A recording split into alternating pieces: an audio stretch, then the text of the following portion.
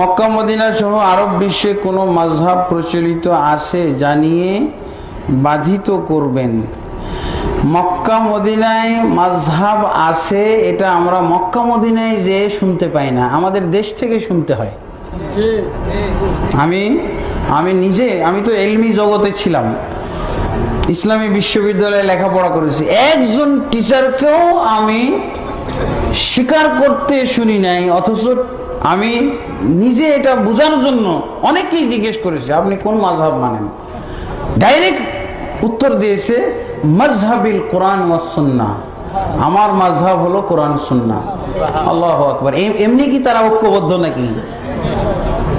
আর আমাদের দেশে বাধ্যতামূলক বলতেই হবে। আপনি যদি বলেন আপনার মাযহাব কি, তাহলে বলবে যে না আপনার মাযহাব কি। আপনি যদি বলেন মাযহাব ইসলাম, তারপরও ছাড়া, আর ইসলাম তো সবাই। আপনি মাযহাবটা কি এটা বলেন, আপনার মাযহাব কি। তারপরে যদি আপনি না বুঝতে চান, এই যে হানাফি, শাফি, মালিকি, হাম্বলি আছে না, এইগুলো কোনটা স্পষ্ট করে দিবে প্রশ্নটা, মানে তখন স্বীকার করতে হবে। তো এই জন্য ওই দেশে আমরা শুনি না, এই দেশে এসে শুনতে হয়, কারণ এই দেশেই খালি মাযহাব মাযহাব মাযহাব মাযহাব। এই মাযহাব মাযহাব জিকির কখন হবে? যখন কোরআন সুন্নাহর জিকিরটা বন্ধ, বিলুপ্ত হয়ে যাবে, তখন মাযহাব মাযহাব, তরিকা তরিকা, এই জিকির চালু হয়ে যাবে। এটা হলো অটো সিস্টেম। আমাকে তাবলীগের এক লোক বলেছেন তুমি মাযহাব মানো না, তাইলে তুমি মুসলমান না। আমি তাকে কি বলি? তো বলছে তোমার ইসলামের দৃষ্টিতে আমি মুসলমান নই।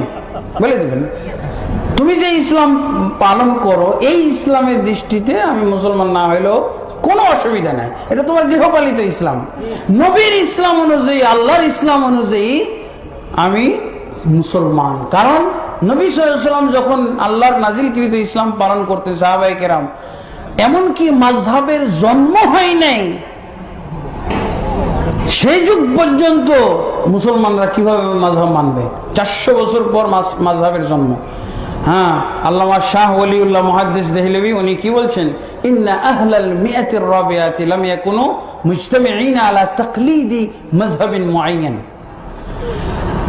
মিআত রাবিআ অর্থাৎ 400 হিজরির লোকেরা পর্যন্ত কোন একটা নির্দিষ্ট মাযহাব মানায় একমত হয় নাই। তাহলে 400 বছর পর্যন্ত ভালো মুসলমানগুলো তো 400 বছরের মধ্যেই অতিবাহিত হয়েছে। ভালো মুসলমানদের ভিতরে মাযহাব থাকতে পারে না। বোঝা গেছে? জি, আমাদের ইসলামে মাযহাব থাকতে পারে, কিন্তু আল্লাহ এবং রাসূলের ইসলামে মাযহাব নাই।